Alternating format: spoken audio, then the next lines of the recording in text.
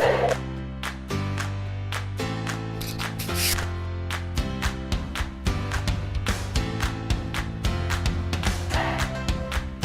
back, everybody. It's another episode of Connect, Share, Prosper. I'm your co-host, Chris Angel, here with your host, Chaz Wilson. Chaz, today we're talking about Now Make Good.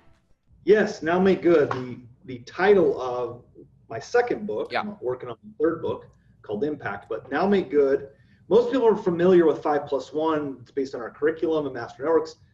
And that was, of course, the foundational book. But there's a really deep message that comes out of Now Make Good. And so for those who've read it, said, man, I really love it. It spoke to me. It was easy to read. So for those of you who've not read Now Make Good, please go to my website, chazwilson.com, get your copy of Now Make Good. Yeah. But I quickly tell the story of how Now Make Good. In fact, I wear this, for those of you watching, I wear a bracelet that says Now Make Good. I wear it all the time. My kids wear them. I have family and friends that wear them, and you can get your own bracelet if you want to wear them. But it's a reminder, right? It's a mindset reminder of one of my first mentors in life, where I was doing some service work on an Indian reservation, and I just felt like it wasn't for me. Quickly, I felt like I needed to go home. I felt like this just didn't work.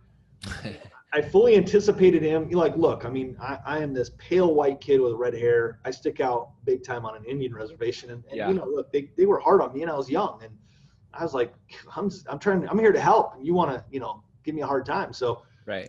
Listen, I went to my leader and I said, I think I need to tap out. I need to go home. I need to, like, this is in for me. And I fully anticipated a little sympathy to my woes, my challenges, my all this stuff. And he just said, he's a big man, and he about 6'5", 6'4", wow, you know, 300 something pounds, and just big, and probably in his mid 60s, right? And a lot of wisdom. And he sat me down, and I remember, I just never forget one of those moments. We all have those where it's like life changing. And he said, okay, I hear what you're saying. I'm going to share something with you, and I want you to, I mean, I can still hear it exactly. He said, I want you to burn this in your mind and in your heart for the rest of your life. And I was like, okay, like this seems deep. And he just pierced me through my eyes, just pierced me. Yeah. And he said this phrase, you hired up for a tough guy, now make good. Wow. And I was like, I don't even know what that means exactly. It feels really powerful. And he just said, look, you committed to doing this. No one made you be here. Like, you volunteered to be here. Make good. Wow. So take a couple days before you decide what to do, and then get back to me. And of course, I just never got back to him. I just continued what I was doing, right? Yeah. That has been burned in my mind and in my heart to now make good. When what that means is, when you sign up to do something, you make a commitment, you give your word, you do it. Yeah. Make good on it. And I think that's becoming lost in our society today. I think there's a lot of, I see this all the time. I get to be my own playground for this a lot of times. So I see it with myself. I think my level of personal development is where I get to keep learning this lesson, right? But it is as a business person, I have a vision for something. And that vision requires a certain kind of work to get done. And as I go down that road, there are certain things that are super uncomfortable. Like, I hate details. Details overwhelm me. I feel like they slow me down. And that work still needs to get done, right? Like, it's the now make good on the vision that was in your head. And I think sometimes as entrepreneurs, we kind of turn to, well, I have a vision. It should all be fun, and it should be easy, and it should be whatever. But there is some like work that just has to get done, that we have to make good on if we're going to be responsible for the vision that we had in our head. Yeah. So how do you move yourself to do the things that, you know, like you said, the details? How do you move yourself to do the details? Well, yeah. I mean, I think for me, it starts with a temper tantrum. Right? I'm not gonna, I'm mad about it. You can't make me. You can't make me. And I'm having this conversation with myself, which makes it more hilarious. But then I get to the space of like, once I can just like, I think it's okay. By the way, I think it's okay to like vent about it. Just get that out. Like that all that toxic stuff, just let it out. But then you've got to, then you're going to come back and go like, what am I really here to do? What am I committed to? And I think for me, what always brings me back to the work, to making good on the work, is I go, what are my options? What am I going to start something completely new? I know I'm going to face the same lesson. Yes. Like, so I might as well do it, because if I don't do this, I'm going to have to do it some other time with some other project or vision down the road. Yeah. I actually talk about that in great length in the book. So, right. It's like, People, what happens is they hit a ceiling, they hit some plateau of some kind, Yeah. and they think, well, you know what? I'm going to quit working here. I'm going to go do this new shiny thing. Yeah. Or I actually use the example of relationships, right? It's like we stop making good in our relationships. We stop doing the things because we're like, it's tough, right?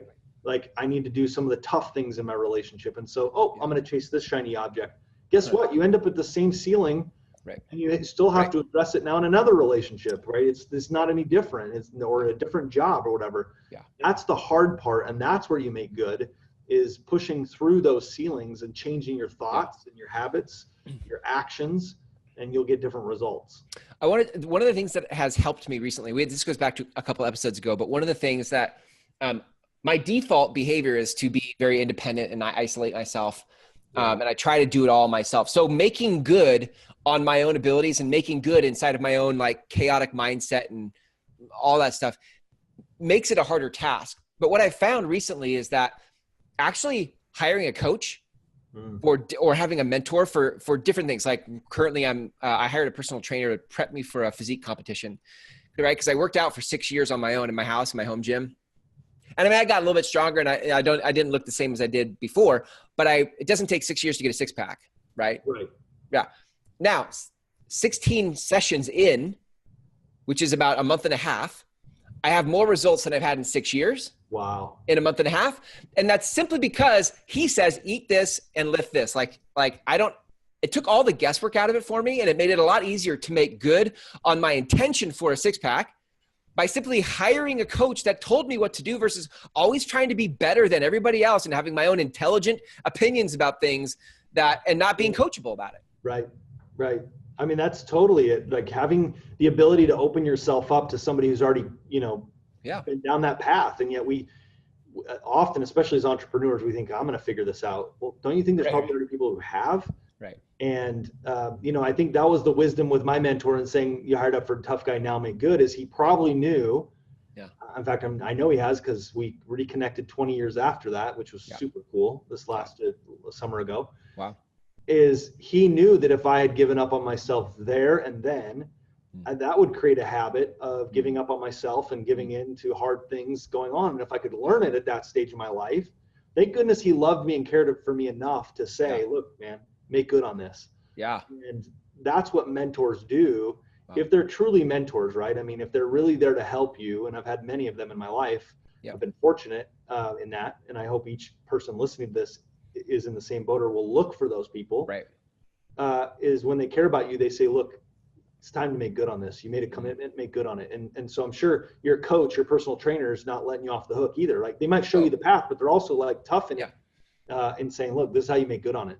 Yep. Absolutely. The accountability piece to it, right? Did you work out? What would you eat? I don't know what you report, but I'm sure there's some accountability. It's super easy without that checks and balances of somebody that's in an accountability role. Super easy to then just not make good.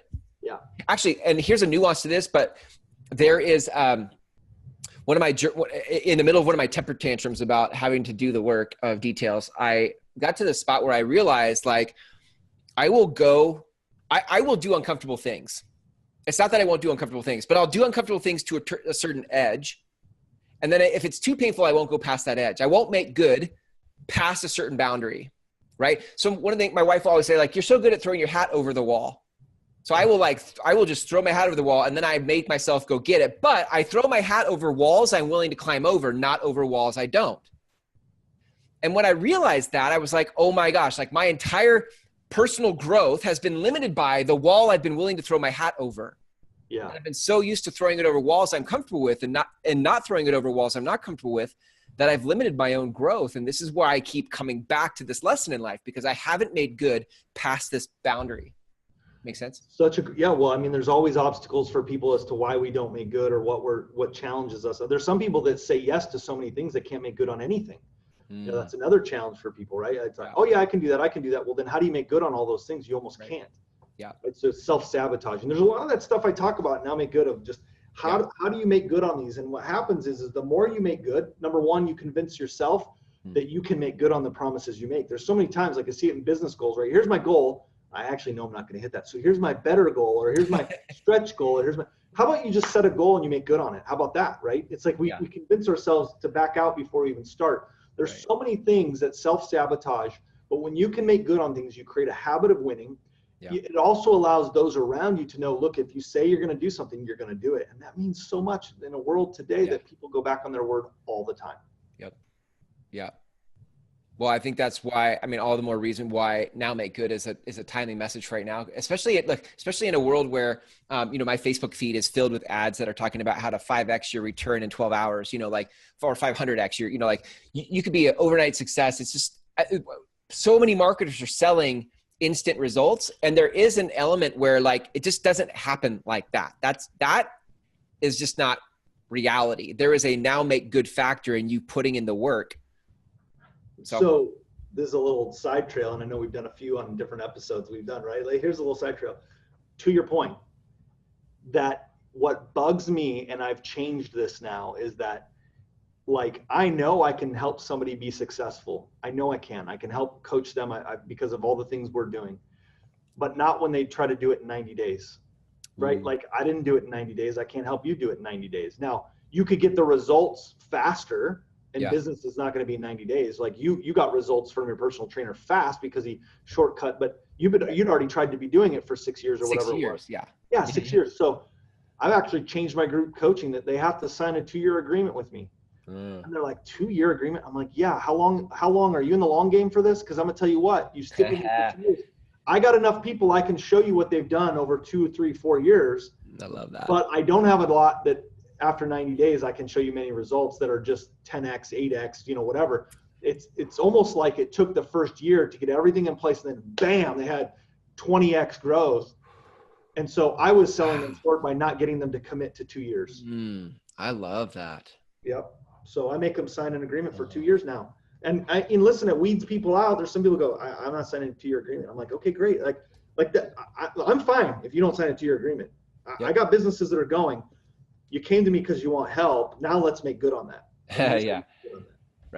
Right. Yeah. I mean, it's the same thing for my trainer, right? He's not like, okay, well, in 90 days, you'll be ready for competition. We're trying to decide if I'm gonna be ready for a physique competition in the fall or maybe the spring. It just kind of depends on the progress. But what I'm committed to is 3 sessions a week with him and sticking to my meal plan. That is, and we'll decide as the results are showing up, when it's time to do the next thing. But I didn't go in. One, he didn't promise that. And number 2, I didn't go in thinking, in about 6 meals, I should be shredded.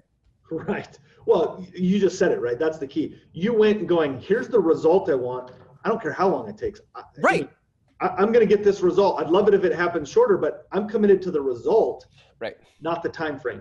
Yeah, exactly. And that's the key, right? I love it. That's how you make good, man. You commit to the result.